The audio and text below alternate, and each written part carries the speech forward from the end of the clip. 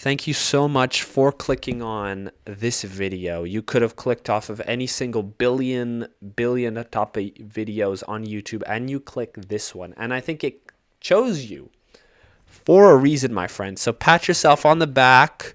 Not a lot of editing today, but hopefully you can sit through it. Treat it as a sort of dopamine de-plunge. Can you last the whole video without breaking the streak, without twitching Brad Pitt mode and changing to the another more interesting video right here? Make it a challenge and make it last. We're going to be talking about Frutiger Aero and the kind of hopeful past that we had and the anxiety that comes with future tech. So pretty much what the logic was, or at least what we imagine the logic was back in the day. I imagine that we were fearful of technology even back then. But what we thought of technology, how it operated in the 2000s, that what Frutiger Aero is, technology, that art style, that fruity art style from the 2000s. This was the old Galaxy phones. This was the Wii menu, Wii Sports Resort, that type of shit. Windows Vista is emblematic of that time. The logic was that society and future was going to get better with technology, and we're going to go hand in hand with technology. We're going to hold its hand, and we're going to advance to the future. And I think more and more as we realize that that's not really the case, and I think most futuristic shit that we have has made life better, maybe, like we have more access to communicate with anybody on planet Earth, but at the same time, the generation has not been more lonely. If you don't believe me, look at the stats. I don't know if this is probably, I'm going to say it's directly correlated, because I'm not a statistician. I'm a business guy. I don't look at the stats really, but you can look at them at yourself. But what I see is anecdotally, people are more and more lonely. People are more and more disconnected. And I think a part of this is social media. And I think it's the lack of a proper concrete community in reality. I think a lot of us are kind of separated from that aspect of community, and we try to find that online. And I think that is a genuinely bad thing, because I think something that our brain does, it activates certain chemicals or whatever. This is all bullshit. This is all vibes, right? I'm not Andrew Huberman. I haven't studied this shit, but I'm coming from my own personal experience as a human being. Shit happens when you see people in real life. I've kind of tested this on myself. You stay in your room sort of for one day and you have no real human connection. As soon as you fucking go out, you're happy to see somebody. Something weird happens in your brain when you see somebody else.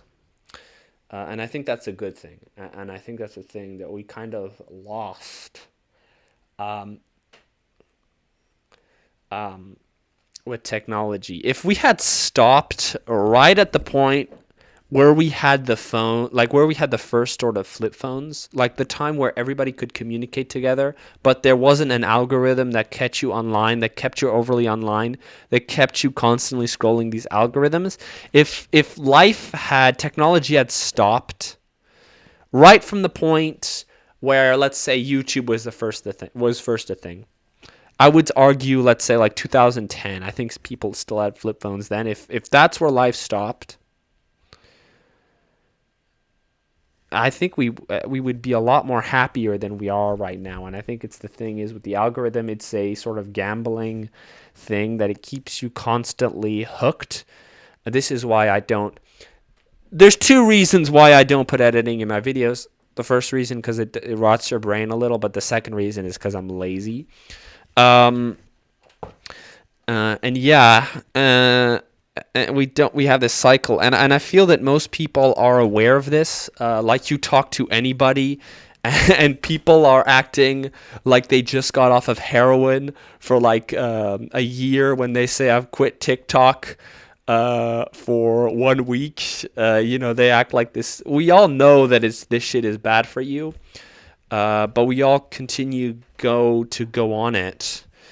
And I feel that that's a common thing with Gen Z nowadays, is constantly this doomer sort of approach to life. Nothing really is going to get better, when I think most of the time it genuinely does. I mean, the market moves, constantly upgrades by 9% every year. That is pretty good. Imagine if you got like your muscles was expanding like 9% every year, you would look pretty good, right? That's pretty much how trajectory happens. And I think the main problem of this hopelessness and nostalgia and finding meaning is the past, is that you don't look towards the future and you don't create anything new, and it's sort of a self-fulfilling prophecy. You are depressed, so you don't create anything, let's say, new. And when I mean create, I mean more like operate in society. You don't create anything new. You don't create a good sort of universe for yourself to make you happy. You're not happy, so you make other people less happy. Those unhappy people don't create good things. They only care about money, blah, blah, blah, blah, blah. That type of shit. And I think the solution to this is purpose. I think that's the only real thing that we can have. That's the only real thing that we have, I think, in life, is definiteness of purpose. And you have problems or whatever, don't trust me, trust Napoleon Hill. Read his book, Outwitting the Devil. Even if you're an atheist or a Muslim or whatever, read it. It'll make something in your... A lot of it you can disagree with, but something in your mind will flip. Pretty much what it says is that people who don't have any purpose are leaded towards bad things. People who don't have any thing that they're striving towards. People are not striving towards school. People are not striving towards, being the best athlete, striving towards getting better at their business, getting better at becoming a doctor, being the best doctor in the world, right? That type of shit. It depends on whatever your field is. But you need to have a definiteness of purpose. And it says even a shit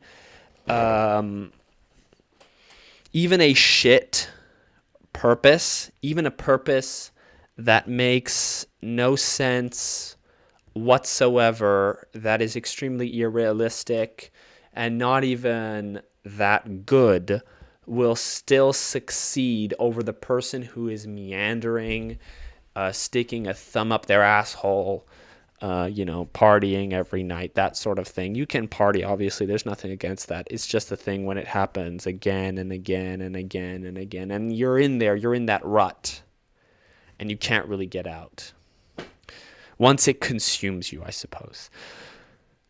This has been a weird video. I don't generally make these sort of semi-serious videos. It happens at least once a month. Thank you so much for watching. Have yourselves a good day.